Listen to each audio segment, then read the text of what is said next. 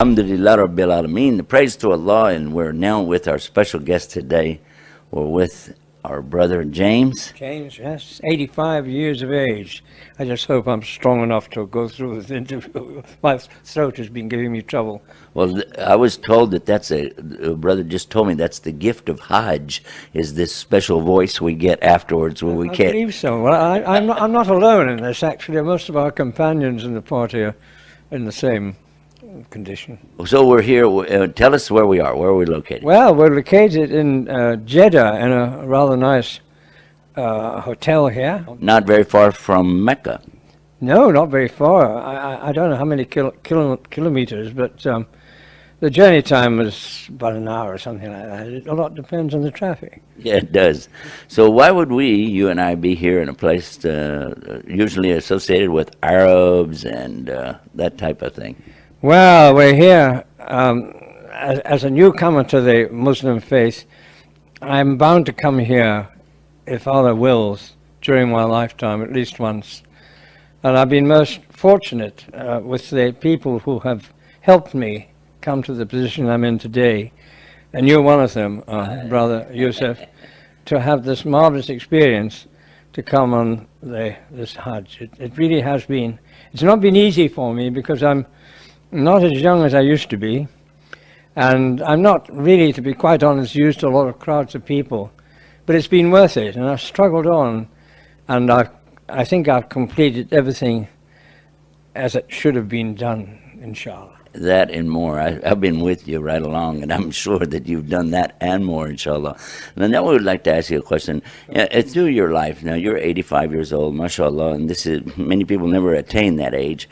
But in your experience, could you give us a little background, some of the places you've been, things you've done? Well, I was born in Scotland a long time ago. I have a middle-class family. My father was a doctor, but they were overseas in Nigeria, and he was overseas, and I didn't really see much of him, so I grew up with Scottish Presbyterian Christian relatives, and they gave me the background of believing in God and worshipping Him. And then complications came on in that scheme later on. I went to a Roman Catholic school, and I was confused and never really adjusted too well to what was then a sort of new religion to me.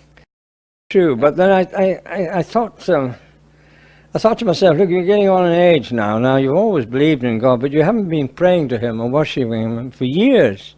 So it's about time you got down and did something about it. Now, nobody forced me, but I always had a feeling that that Jesus is only a prophet, one of Allah's prophets, and I thought that the Muslim religion was the only one for us.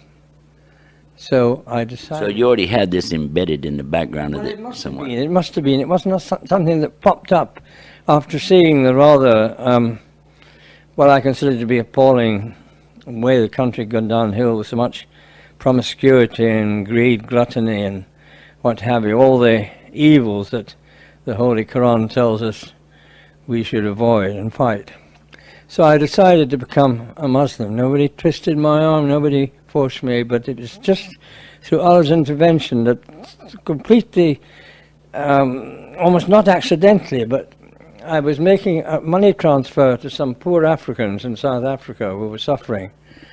I'm not a rich person, but through a money exchange shop, an internet cafe, which was run by a Somali chap.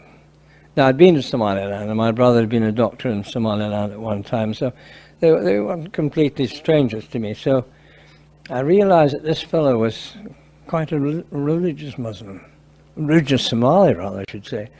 And he introduced me to the Islamic Center in Parsons Green. And I went down to see them one day, and there and then I was accepted. I made the Ashadu. The Shahada. Shahada. Excuse me, I'm really. That's all right. Go ahead. And I went, and then I on the 10th of June, 2008, and it's been the best thing I've done. In your whole life. Now you're talking about through your whole life. What does this stand out as the most? I think it must be. Yes, it is.